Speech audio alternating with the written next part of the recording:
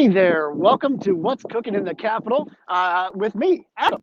So I am Adam Mason, use he, him pronouns, and I'm the State Policy Organizing Director at Iowa CCI Action Fund. And I'd like to welcome you to a very, very special episode of What's Cooking in the Kitchen. As you might notice, this is not the kitchen. You are joining me today in Storm Lake, Iowa, where I am ice fishing with my family today, but didn't want to leave you hanging. So we are still going to be covering even from afar, we're going to be covering everything that's been hot to trot up at the Capitol. You're going to have to bear with me if you hear a little bit of wind noise because it is windy out on the lake today. We're hoping to catch some walleye, maybe some perch, and if we're lucky, maybe a big catfish or two. So what's cooking at the Capitol? This week, we saw a lot of legislative action early in the week. I want to thank you. Just first send a huge shout out to all of our allies and of course all the CCI members tuning in today because you took action this week. We sent out several urgent action alerts. A lot of the bills that we've been talking about these last couple of weeks here on What's Cooking actually started boiling over at the Statehouse. And by that, I mean the voter suppression efforts that were introduced last week, rushed through subcommittee, rushed through committee, had a hearing on those voter suppression efforts on Monday night in the Iowa House. On Tuesday, the Iowa Senate approved those voter suppression efforts on a party line vote. And of course, Wednesday, the House approved the same measure and sent it down to the governor. Of course, we were calling on the governor to veto that, but it looks like Republicans are marching in lockstep on this one, so no surprise there. One other issue we talked about last week with our guest Luke was those attacks on the safety net, efforts to root out supposed fraud on safety net, SNAP programs, food assistance for folks. That has advanced through the Iowa Senate. But like Luke told us, the fight on that bill, Senate File 389, is in the Iowa House. So, of course, we're going to be following up with you over the coming week, 2 weeks, to fight that bill in the Iowa House, where we have a better chance of stopping those very punitive measures, those very kind of spiteful measures against folks that are in need in this time. Last bill I want to touch on, we talked about 2 weeks ago with our guest Dave Allen Ryan, an organizer at CCI Action, the bill that's just really stinking up the Capitol, that factory farm gas bill. That has passed through the full House. It passed this week on Wednesday. So again, the fight there is moving to the Senate. We know that it's got good chances of passing. Anything that Big Ag wants, they seem to be able to really push through up at the Capitol. But we're going to keep fighting that bill because we know it's not a bill that's going to put people and planet first. So be looking to take action on that. And we'll, of course, next week is a fun week. That's the week that most legislation has to pass out of its originating committee. As we've talked about, there's already been so much committee action, subcommittee and committee action, that a lot of those Republican priorities, things that are controversial, as well as things that aren't controversial, have already passed out of their committee. So there's going to be a lot of issues that continue through this first funnel. But a lot of our priorities, of course, things like a moratorium on factory farms, things like COVID relief that puts people, workers in our planet first, is going to die in committee. And, things like racial justice reform, banning the practice of racial profiling, that has not advanced out of committee. So stay tuned this Monday for our email. We're going to have lots of action. We're going to have lots of action alerts for you to contact your legislators for this final push. So, we're doing all of this remotely this session because obviously it's been much more difficult to weigh in. There's a lack of safety measures at the Iowa Capitol. Say hi to Jack here. Jack, say hi. Hi. Okay. Okay. Okay, I will be there in just a second, buddy. Okay, I'll be right there. Looks like we're gonna move. We're not catching fish here, so we're gonna move. Jack, I'm gonna keep going. I'll be right there. Okay. Okay, so you can do. So enough from me. Enough from Jack. As you can tell, the fish aren't biting here. We're gonna move. But I'm excited to have joining me in the kitchen today, so to speak, here out on the ice, is Tom Rendon. He's a CCI Action member and leader who has been tracking COVID infection rates since early on in the pandemic. He's kind of our in-house expert on these issues. Tom, thanks for joining me today.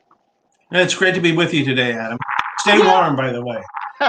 I'm trying. It's a beautiful day. The sun's shining, but the wind is chilly.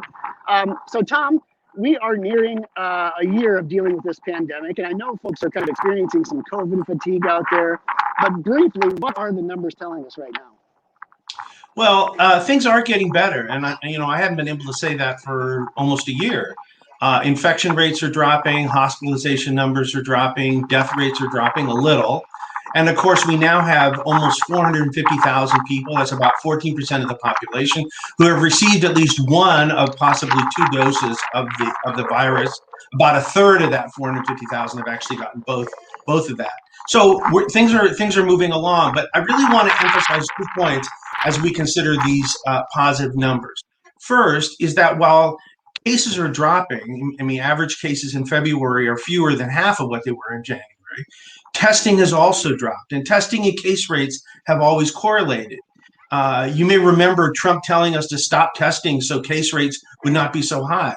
It was terrible public policy, of course, but he was right in the fact that you would actually have fewer numbers recorded, not actual people, whether they'd been positive or not. That wasn't what it was showing. But you still have to wonder whether that drop in cases may be because fewer people are getting tested, and maybe they're opting out of testing to see that the virus may soon be available to them. Now, the second point I really want to make is that while death rates are going down, we're still losing on average of 20 people a day. I just looked at the paper today as 23 people were reported have died from COVID yesterday. So that's the February average. And February was actually the fourth worst month since the beginning of the pandemic. So we're seeing that second wave, big spike in cases, and then we see this follow-up of a big spike in death. And it's sort of hard to feel positive with a grim statistic like that. It's sort of like being in the fourth quarter and you're down by 50 points and somebody scored and you score a touchdown. It's like, well, great, but we're still far from winning the game. Wow. Yeah. So this notion or the idea that's being put out there that we're kind of looking at a COVID sunset or that things are going to be safe right now is just not true. Well, for sure, we are headed in the right direction, but this is no time to let down our guard. I mean, masking, physical distancing, hand washing, avoiding indoor crowds are still needed until we can bring our caseload down further. The math is simple. The more people who are positive with the virus, the more it spreads and it snowballs from there. We've seen that pattern throughout the entire year. And even with more and more people getting vaccinated, we have to bring infection rates to lower levels before people don't have to take the precautions that they have. I mean, even 2 weeks ago, the World Health Organization president was making the same point, saying, don't let your guard down. And the World Health Organization also says that your positivity rate should be under 10%.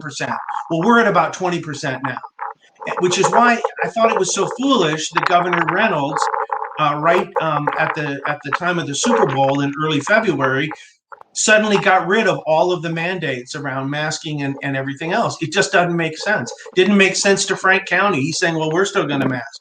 The founding dean of the University of Iowa's College of Public Health, Dr. James Merchant, he said, this doesn't make any sense.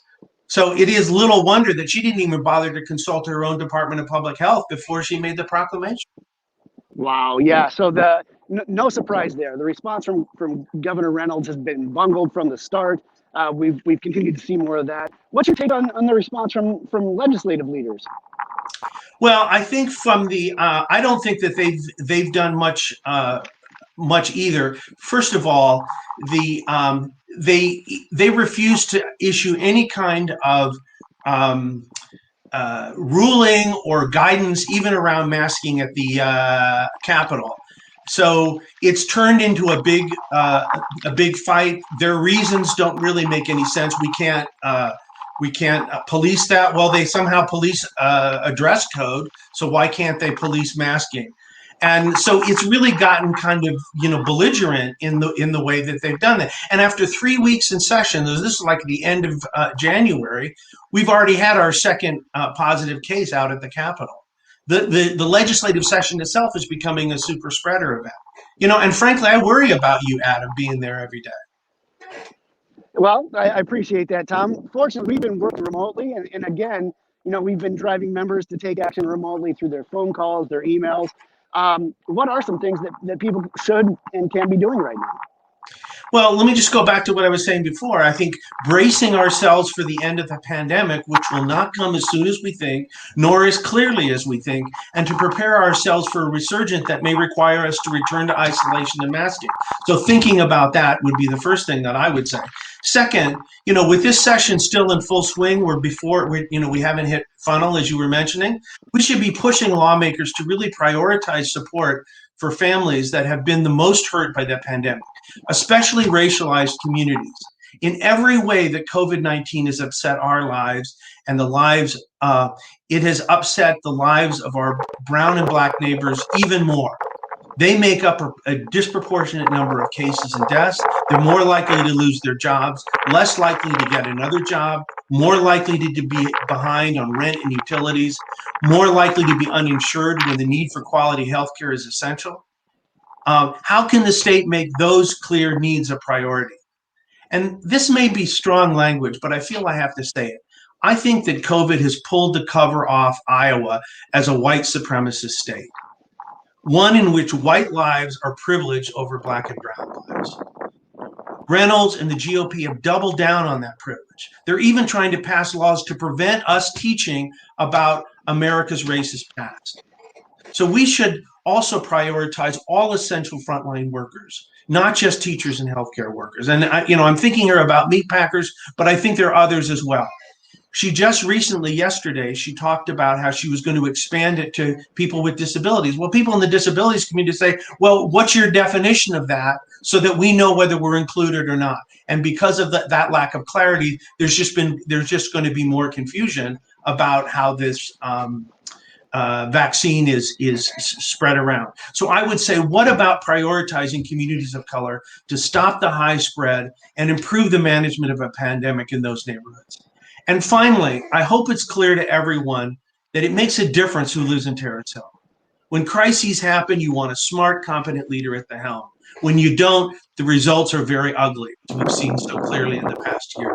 So let's put a new captain at the helm of the USS Iowa in 2022. Or maybe I should use a cooking metaphor, Adam. Let's get a new cook in the kitchen, one who knows how to read and follow a recipe. I like the sound of that, and you're definitely speaking my language, Tom. Any final words on just things that folks should be doing to help move us towards that goal? Well, I think we can't forget. We can't forget what's happened in this past year, and so I think continuing to remind ourselves, our neighbors, and in letters to the editor and in all communication, just what a terrible job that the governor has done. And when we needed leadership, we did not get it, and we critically needed it. 5,000 deaths in Iowa is something that should be put over her head as we move into the 2022 election season, which is really starting this year in 2021. That's right. That's right. Thank you so much, Tom. This has been great information, great food for thought, and a great call to action. And actually, I'm excited. You set us up great for next week. Again, next week is the first funnel at the Iowa Capitol. So we're going to be pushing a lot of those priorities. And one of the things that Tom was talking about in terms of making sure that essential workers have the protections they need, we had a bill introduced this week by Senator Joe Bolcom and another of other Senate Democrats that would provide that much needed relief to food workers. Those who are most impacted in packing plants. Iowa was ground zero for COVID, exposing just how bad the working conditions are in those packing plants. And I'm excited to be joined by our friends from the State Federation of Labor next week, where we're going to talk about a tax on unemployment and good policies like that to prioritize protecting those essential workers. So be sure and join us next week. Sign up for our emails so you can get all of our action alerts again as we go through that funnel week, the last week of legislative action, to make sure that our priorities get a focus before we dig in on a lot of those negative fights that are left in front of us.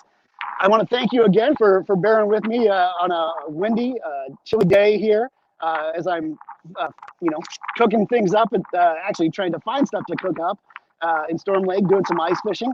And until then, stay safe, wear a mask, and keep organizing.